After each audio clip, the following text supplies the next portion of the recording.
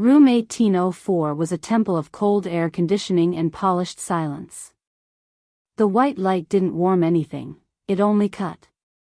The glass table reflected everything back, as if the company enjoyed looking at itself. And inside that room, Bianca Hale functioned like a perfect mechanism. She was 30 years old.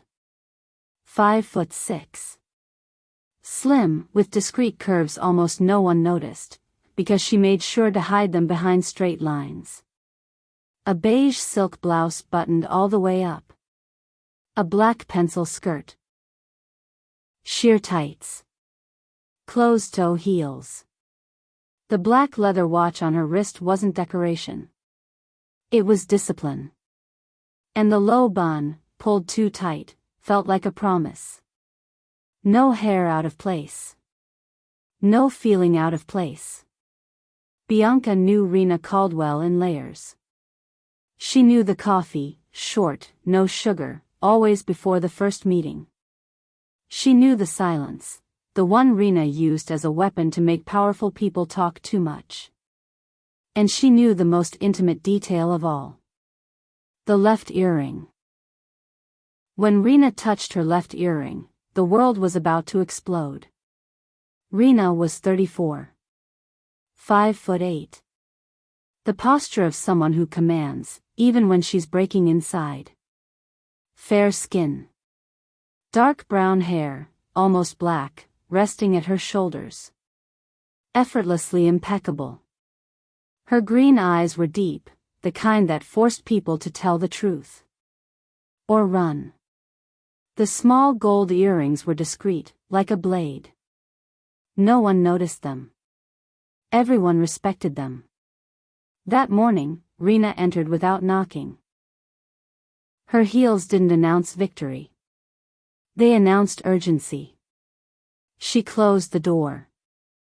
The click landed heavy in Bianca's stomach. Rena didn't sit.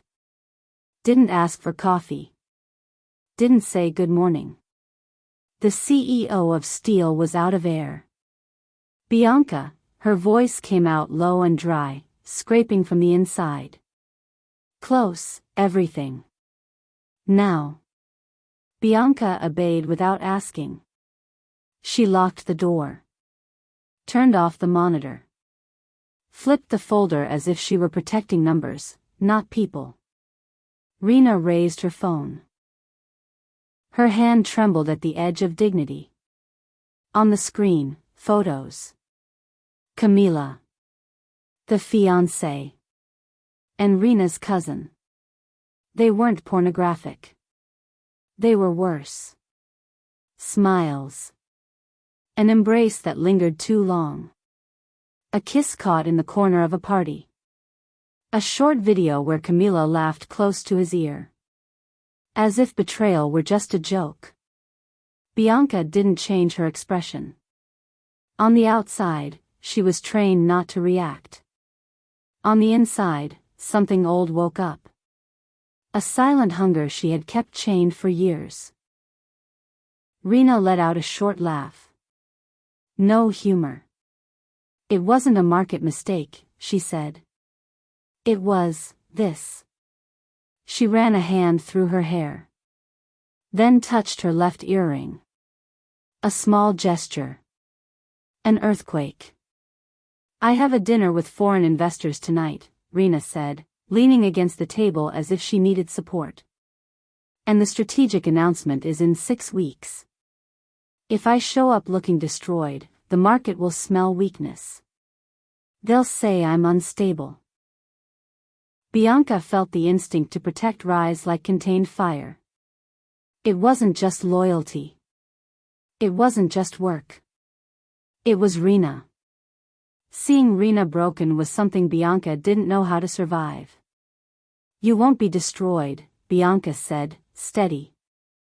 Rena looked up. For 1 second, her green eyes were too exposed. Too human. I'm shaking, Rena confessed, as if it were an insult to herself. Bianca took 1 step. Then another. Careful. Like approaching a wounded animal that could still bite. Then you need a shield, Bianca said. And the word need sounded like a decision. Let's go. Rena frowned, confused. Go where? I'm going with you, Bianca replied. Not as your assistant. As your shadow. I won't let anyone get close enough to see the crack. Rena stared at her, as if trying to understand who Bianca really was. Because Bianca had always been efficiency. And in that moment, she was courage. Rena touched her left earring again. Then nodded, a brief surrender. All right, she said. Then you're coming with me. Bianca felt her heart pound too loud. Her face stayed calm.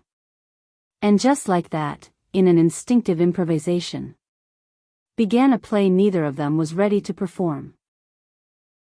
The event that night was a place where powerful people pretended to have hearts.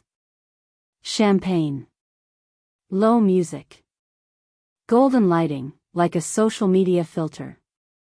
The air smelled of expensive perfume and cruel decisions. Rena entered the way she always did. Perfect posture, controlled smile.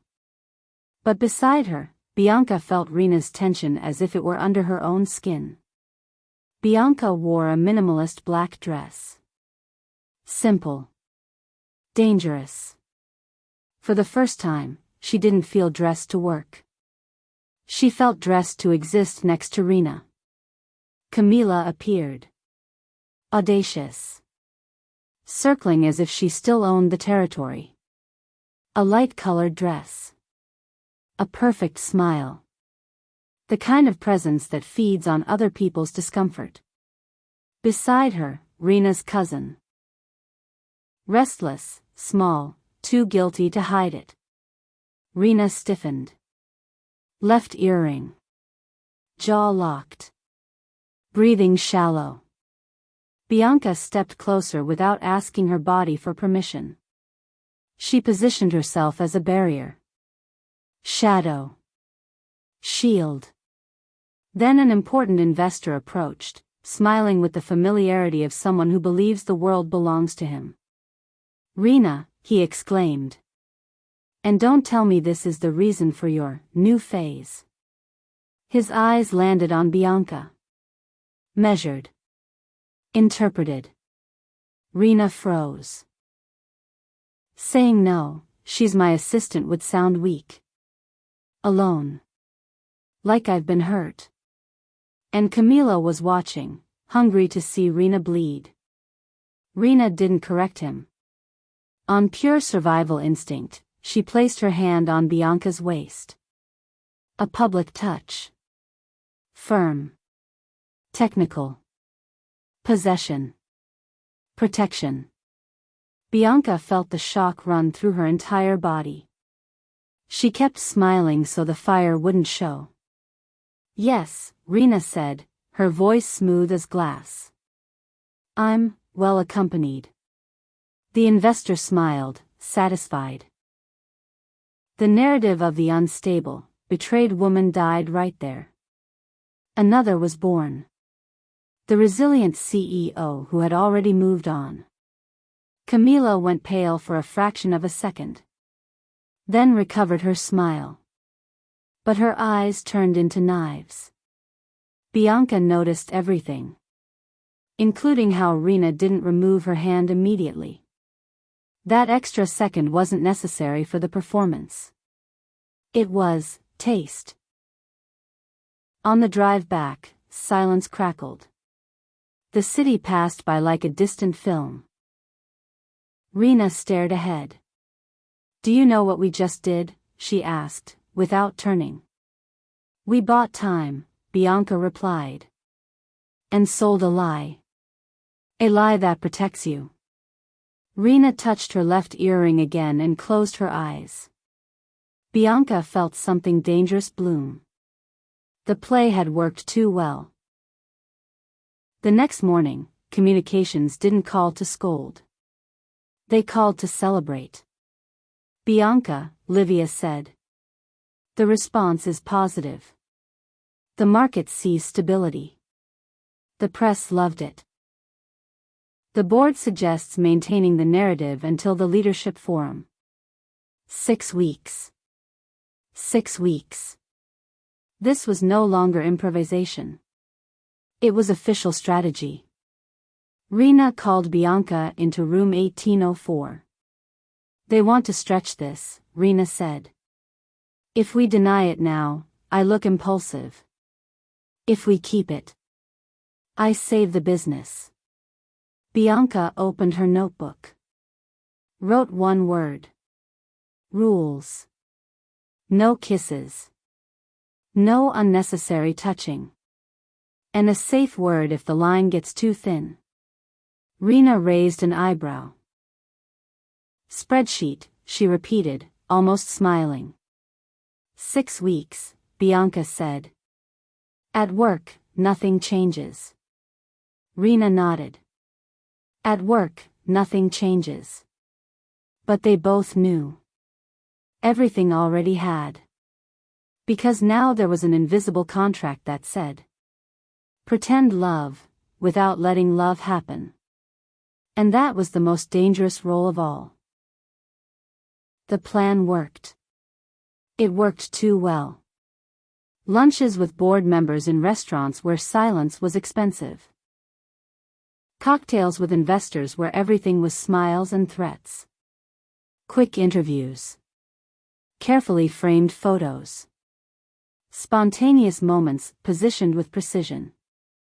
The performed intimacy began to bleed into reality. Rena's hand on Bianca's waist stayed a few seconds longer than the camera required. The touch on the back of Bianca's hand, beneath the table, wasn't needed for the narrative. It was comfort. It was addiction. And jealousy. Jealousy was the first truth to escape without permission. At a technical event, an external consultant leaned too close to Bianca's arm. She laughed at a joke. Complimented Bianca's English with bright eyes. Bianca smiled. Polite. Professional. Rena saw it. Rena felt it. It wasn't rational. It was sharp. Her green eyes darkened. Her left earring received an anxious touch. When Bianca approached to review the schedule, Rena spoke too low to be just a boss. You were enjoying yourself. Bianca blinked. I was working. Rena held her gaze for a long second. I saw the way she looked at you. Bianca understood, and her heart started racing. Are you jealous? Bianca asked.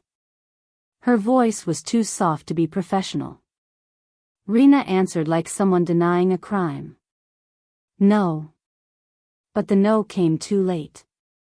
Bianca had already seen it. She had already felt it. Days later, it was Bianca's turn. A powerful investor, tall woman, confident smile, leaned too close to Rena. She praised her resilience.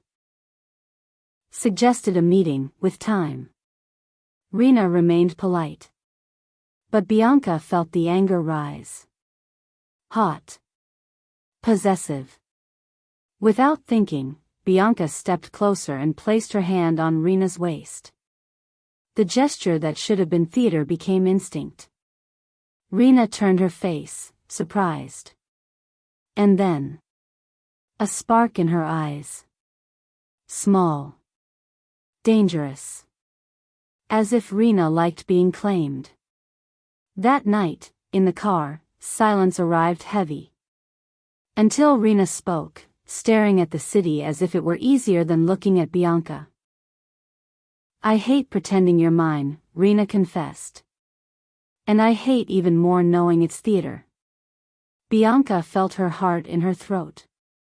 And if I cross the line? Bianca asked, before she could stop herself. Rena turned slowly. Her green eyes were wet and fierce. Spreadsheet, Rena whispered. But she didn't move away. And the safe word began to be used in the cruelest way. Not to stop the act, but to keep reality from exploding too soon. Because they wanted it. They wanted the touch. The presence. The standing beside each other. They wanted it too much. With only a few days left before the deadline, Camila played dirty.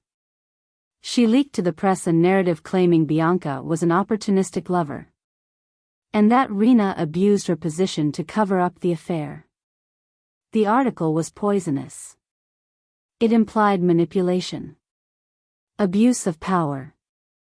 It painted Bianca as a predator. The board panicked. The company's reputation trembled on the edge of the strategic announcement. Livia from communications entered room 1804 with the cruel efficiency of someone who turns lives into headlines. "We need a definitive image," she said. "Not a paper statement. The world needs to see that this is real. That it's love, not manipulation.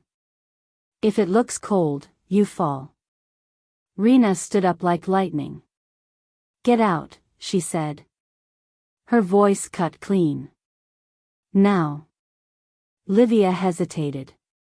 "Rena, this." "Now, Livia." The door closed. The silence inside room 1804 became a trapped animal. Rena breathed as if holding back collapse. "I refuse," she said. And for the first time, her voice wasn't steel. It was vulnerability. "I won't kiss you on corporate orders. I won't use you to clean my image." Bianca felt her chest tighten. "You're not using me," Bianca said, firm. "We're in this together." Rena looked at her, searching for an exit that wouldn't hurt anyone. "Bianca. I don't want this to become a weapon." Bianca took a step closer. "If they need a kiss to silence Camila, we give them a kiss." She swallowed hard, her voice lowering. "But it won't be a lie." Rena froze. The word kiss was no longer theory. It was a promise. Rena approached slowly. Her eyes flicked to Bianca's mouth, quick, involuntary, then back to her eyes. "Are you sure?" Bianca didn't smile. Didn't joke. She answered with the truth she had hidden for years. "I've never been more certain." Rena closed her eyes for a second. As if it hurt. As if it saved her. And there, on the edge between strategy and desire, they accepted the inevitable. The final event was the biggest of those 6 weeks. Press. Board members. Investors. The kind of night where reputations are built and destroyed in the same flash. Rena entered with Bianca by her side. Holding hands. The world paused long enough to register it. As the cameras moved closer, Rena squeezed Bianca's hand. In the pressure, Bianca felt the question. "Will you stay?" Bianca stayed. Camila appeared like an elegant ghost, surrounded by journalists. Smiling like someone who came to tear everything down. "Admit it, Rena," Camila said loudly, sweet and venomous. "It's all a facade." The room suspended itself. Rena didn't answer Camila. She turned to Bianca. And in that look there was no contract. No deadline. No rules. Only choice. Rena pulled Bianca by the waist. "It's not a facade," Rena said to the cameras. But she was looking at Bianca. The kiss wasn't technical. It was urgent. Possessive. Terrifyingly real. It was the answer of a woman tired of being steel. Bianca felt the world fade, because that kiss carried a lifetime of restraint finally breaking free. Rena held her as if Bianca were the only solid thing in the universe. And Bianca answered like someone who stopped apologizing for existing. The room breathed together, as if recognizing the truth before understanding the story. Camila froze for a second. Her mask cracked. Then she stepped back, defeated by the authenticity of the moment. The market bought the story. But Rena and Bianca knew, the instant they pulled apart, that they had broken the fundamental rule. There was no way back to the spreadsheet. The next morning came with the hangover of reality. The public kiss was everywhere. Comments. Headlines. Speculation. The company celebrated the restored control.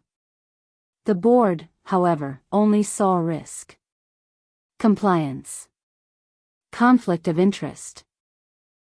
Subordination. Rena entered room 1804 before Bianca and placed a document on the table. The gesture was pure Rena. When the world tried to corner her, she responded with strategy. When the board arrived, Rena didn't ask permission to be an adult. "I know the rules," she said, without preamble. "The relationship is real. Therefore, the direct subordination ends today." Murmurs followed. Resistance. Words like protocol, image, risk. Rena didn't blink. "Bianca Duarte is essential to this company," she continued. "And she will not be punished for that." She pushed the document forward. "She assumes the role of operations coordinator, reporting directly to the COO. Not to me." It was a master move. She resolved the ethical issue. Shielded the company. Kept Bianca's talent. And, more importantly, validated the relationship with responsibility. The board had no way to attack without sounding outdated.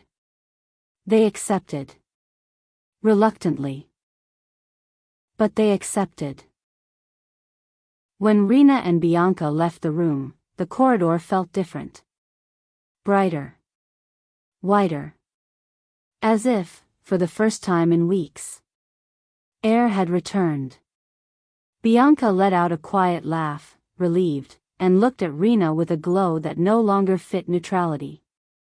"So," Bianca teased, "you fired me from my assistant position." Rena turned toward her and smiled. It wasn't the corporate smile. It was light. New. A smile Bianca had never seen before. Because Rena had never allowed herself one. "I promoted you to girlfriend," Rena said. No quotation marks. No contract. Bianca felt her chest tighten with happiness and fear at the same time. Because for her, happiness had always come with a cost. Rena took Bianca's hand right there, in the blind spot of the corridor, where no one could turn it into a headline. "Do we still need a safe word?" Rena asked, almost teasing. Bianca laced their fingers together, feeling the fit like home. "Only if you want to stop." Rena leaned in close enough for Bianca to feel the warmth of her breath. "I never want to stop." And for the first time, the schedule was empty. Not because the world had become easy, but because, finally, they had stopped living as if love needed permission.